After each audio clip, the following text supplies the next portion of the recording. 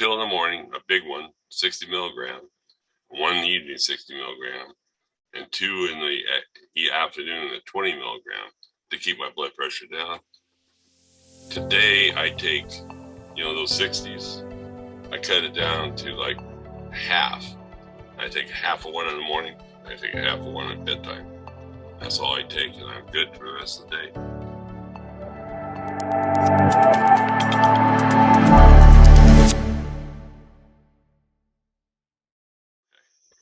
Hey, Larry, thanks for coming to spend some time with me today. Oh, you're more than welcome. Thank you for inviting me. Oh, I'm excited to chat with you, my friend. So can you start off with just telling us a little bit about your health history prior to coming to QHS? Okay. Let me put it this way. I was in the Army in the early in 1970. I joined the Army.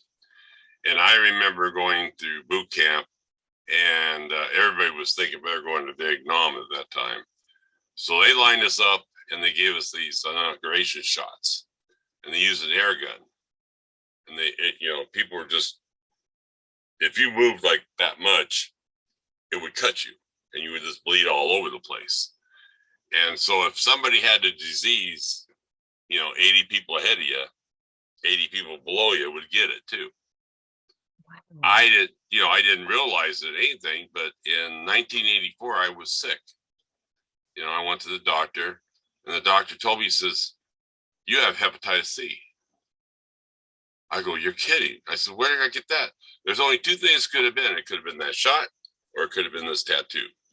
And I know the people who put that tattoo on, they were very clean. So I'm thinking it was that shot that gave me the hepatitis C. And that's all they told me. Okay, I had a drinking problem back in the 80s, and I didn't know, but if you drink and have hepatitis C, it's like 3 times worse, and it takes out. So in 1990, I quit drinking, and I was sober for 13 years. And I happened to gone out for about 6 years, not like I was back then, but I was drinking some back in from 2003 to 2009, and I got sober again. But prior to that, I was getting sick, real sick.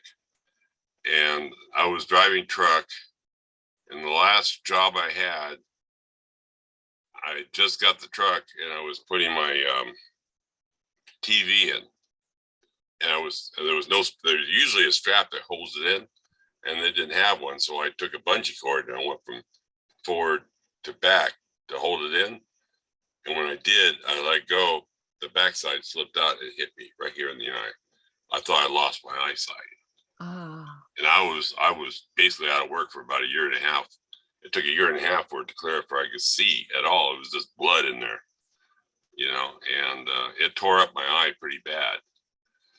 During that time, I was getting sick too, real sick. And I don't know if you ever heard, but when your liver starts acting up, you start getting ammonia throughout your system. It goes into your head, and you just go nuts. I literally stood by the door one time with a spoon in my hand, going like this, trying to open the door for an hour. That's how bad it was. It was crazy, and I actually hit my wife in the arm, and she put me in jail. I went to a nut ward overnight, and the next day I told him, it was okay then. He says, "I don't know what happened." He said, "You need to go to this doctor." And I went to the doctor, and I found out I had 4th-stage cirrhosis of the liver. Oh, wow. And the cirrhosis of the liver took out my kidney too. It was taking out my kidney, and I was on dialysis for 2 years. And also I went to the liver doctor, and he says, "If you do all these tests, I'll have you a liver by next year." And I said, "Really?" Because I heard it took 7 to 10 years to get a liver, a transplant. And I said, "Okay." So I did all the tests. I bent over backwards. I'm a veteran, so I went to the VA and had this done. And in February of 2011, they sent me up to Portland where I had my transplant. to do an interview up there, and I got sick up there, and I wound up in the hospital. And they started looking at me really, really seriously. And I went home. And on September 9th, I kept calling him. I said, well, where am I on the list? He says, oh, you're about 15th, 16th. I said, well, I'm going to be here a while. I'm that far down the road, And on February 9th, they called me up and says, you need to get up here right now. You're third on the list. I said, really? So I went up to Portland, and I was up there for 3 months. And on the 29th of September 2011, they gave me a liver and kidney transplant. Wow.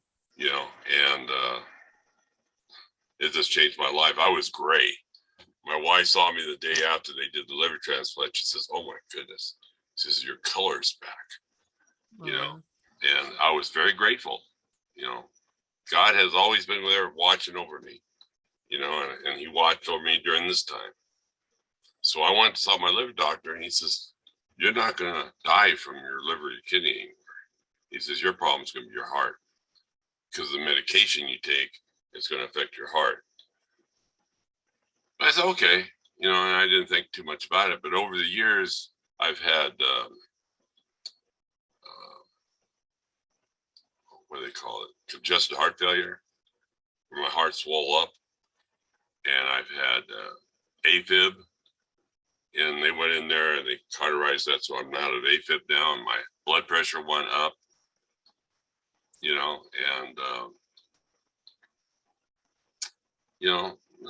I have been in the best health and because of the transplant, it gave me diabetes, where I had to take insulin on top of it.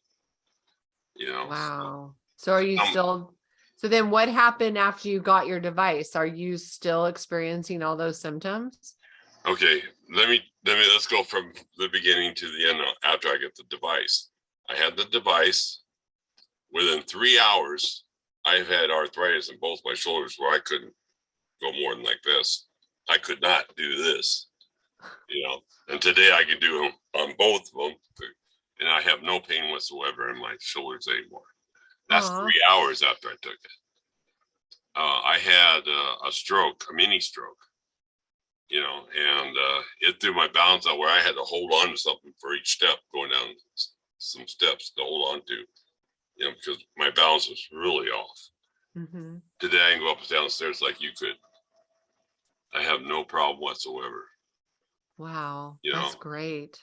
I also know, because the medication I took, my mind was, you're not old enough yet, but when you get older, sometimes, you'll notice people, they're kind of foggy. They don't think as well as they used to think.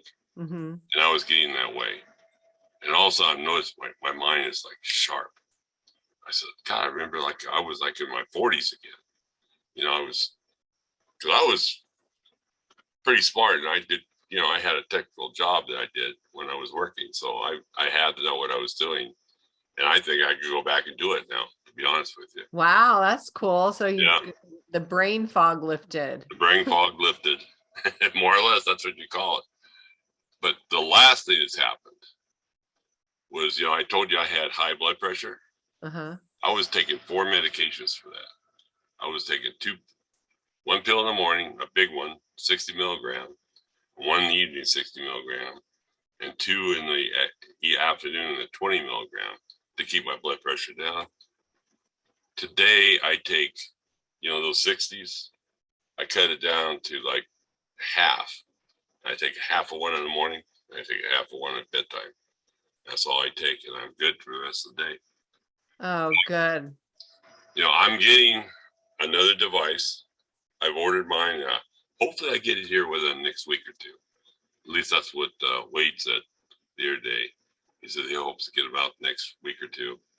So I'm thinking that might get my blood pressure under control. I also got the home device.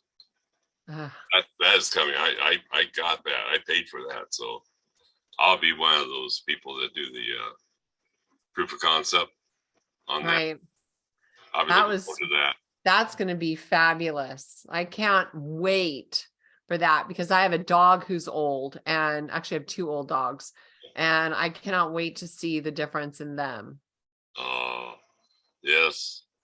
Yeah, I've heard some people that, like their cats sit next to them, and I've heard stories. Oh yeah. I interviewed somebody whose fish was dead, literally like at the bottom of the tank, and he put the device next to him overnight, and boom, he was up again. Unbelievable. This thing is just unbelievable. I just can't believe it, but I'm so grateful. It was like, I'm gonna be honest with you. They keep talking about this thing. I don't know if you ever heard about, but even Cynthia talks about this RV. Uh-huh. And I hope the RV is what I'm waiting for, is my RV.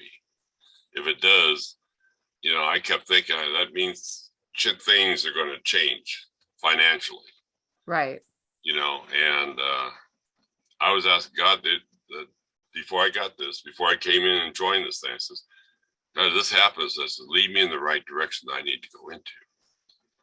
The next day, I got an email from a person that's in this program. And he sent me this thing about this program. I came in and read it. I wasn't even hardly finishing reading it. And the next thing I know, I'm signing up and becoming a member. And I said, God put me in this right place. I said, no, yeah. So I just popped right into it. And well, there you go. That's what happened with me with working here.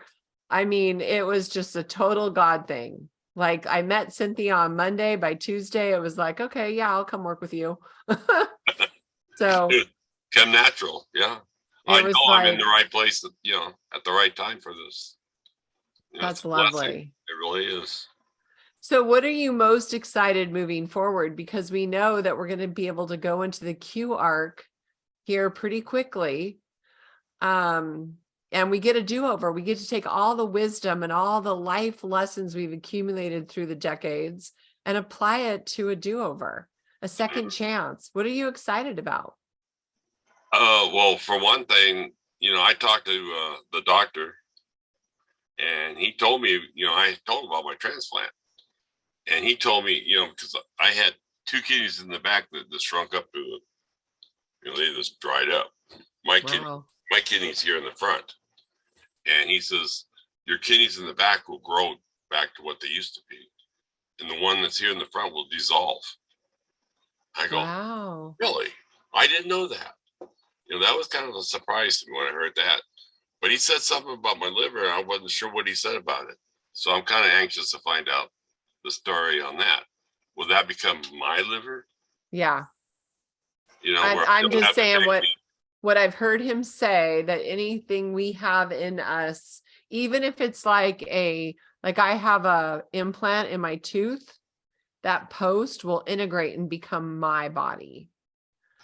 So my guess, and I could be wrong, but I feel like, yes, that liver will all of a sudden become yours. Because right now I take anti-rejection medication, because if I don't, then it could kill me. Unless Cynthia has said that when they remove an organ, they leave something called a tail, because that frequency of that organ needs to maintain in your body or you'll die. So, or it could be where the liver will regrow from the tail that was left in your body, and then the transplanted liver might dissolve like the kidney. So that it could be that way. It's probably going to be that way, but I guess as long as we're 30 and healthier than healthy, then I just cannot imagine being, I was telling my daughter, who's going to be 40 this year, and I said, it's possible that I'm going to have a 71-year-old mind with a 30-year-old body. And she's looking at me. I'm going, I'm going to be younger than you.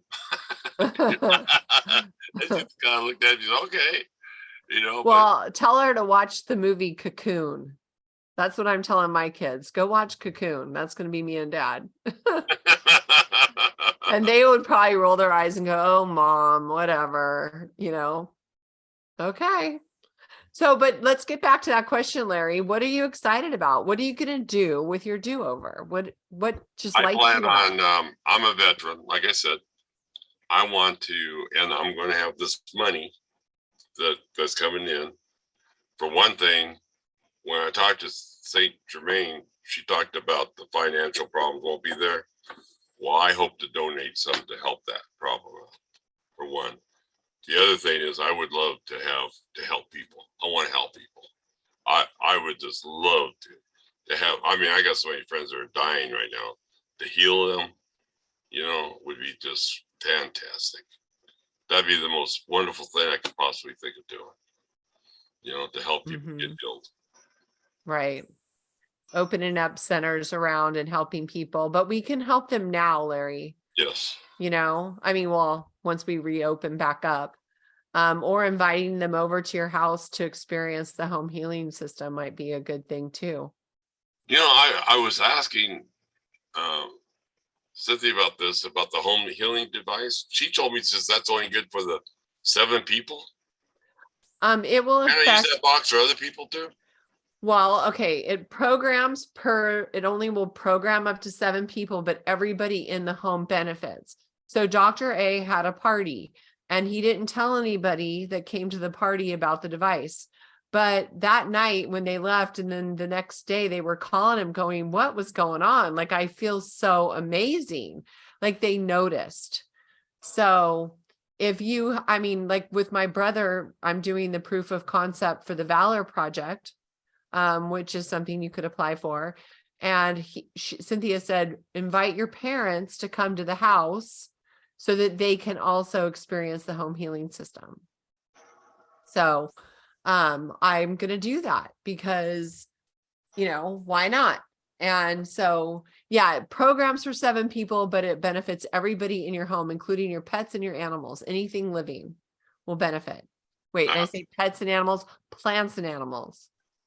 Yeah, that's great. Yeah. I can't wait for that. So that home healing device is going to be wonderful. I can take that and help others with that device then too. That'd invite them over. Just invite them over and turn it on and then just sit around and have a lunch or dinner and chit chat, have a good time. Yeah, start with that. That would be a really good way to help your friends immediately, as soon as we get it in a couple weeks. Are you an early adopter or front runner, or where are you? When did you join? A little over 2 months ago. Oh, okay. So I'm what do you call it, the last group? Front runner? Front runner? Wait, yeah, front runner. I think that's what I am too. So how long have you had your device? March 17th. Wow. So it's just been 2 months and you've experienced all of that. Yes. I think it's because I was so sick that it just kicked in. And even today, I start feeling this. Do you ever get a wave feeling going across your body? Like a wave? A wave, like this thing. So yeah, you just feel weird. Well, yeah, I guess that's what I call it a wave. It feels like it's just waving up and down my body, going across. And I feel this thing. I'm going. Sometimes I just go, whoa, and I just sit back and I talked to a few people in the group, and they say, well, I just sit back and let it. Write it. Yeah, I feel that way. And I also feel that way visually sometimes. Like I feel like there's this place in the mountains that when I drive through this little valley and I was there yesterday, and I just feel almost surreal. Like it's just like, how am I driving? What am I doing here? Like that weird feeling. So, yesterday I went to church, and I don't usually do this, but this song came up, and all of a sudden I just started crying. I mean, just tears are just pouring out. It's like an emotional, then my brain just goes off sometimes, Well, perhaps the device is helping release blocked emotions, because we do trap them, right? Like in our hips and in other areas of our body, emotions get trapped. And in order to release them, sometimes we have to feel into it. So maybe that's what happened. You felt in that song, triggered something for you, so you could feel into the emotion and therefore release it. Okay. The key project's going to be amazing to help with all that stuff. So I'm hoping that's released in a couple weeks because it's going to be beautiful. It seems like every day is something new in here now. So it's just like, I'm so excited. It's not even funny. You know, every day I thank God for where I'm at. And I says, this be your day, not mine. And away we go. You know, Yeah, for I've always sure. wanted to do what he wants me to do, not what I want to do so anymore. So it's good. Everything. So you have a humanitarian project. So after the RV, you're going to go and do God's work by helping people. Yeah, and veterans too, because I'm a veteran. I would love to go to a place where there's a lot of veterans. And matter of fact, I was talking to one day before yesterday. I went at a birthday party, and he was a veteran with the I can't remember how I call it, PTSD. PTSD, and it's pretty bad for him. I said, God, I would love to help him. He was such a nice guy, you know. Yeah. Well, that can be helped. I mean, Alex Collier, that's like the whole the Valor project that everybody's working on, and that's the whole purpose, is to help them so that they can rehab. And it's all about honoring the service. So Yes. And helping them come out on the other side. I love the term happy, healthy, and whole. Yeah. So they can, and we can honor them with that. So that's what the whole purpose of this project is. I see veterans all the time. I go to the VA hospital all the time, so I'm always talking to veterans. I enjoy myself.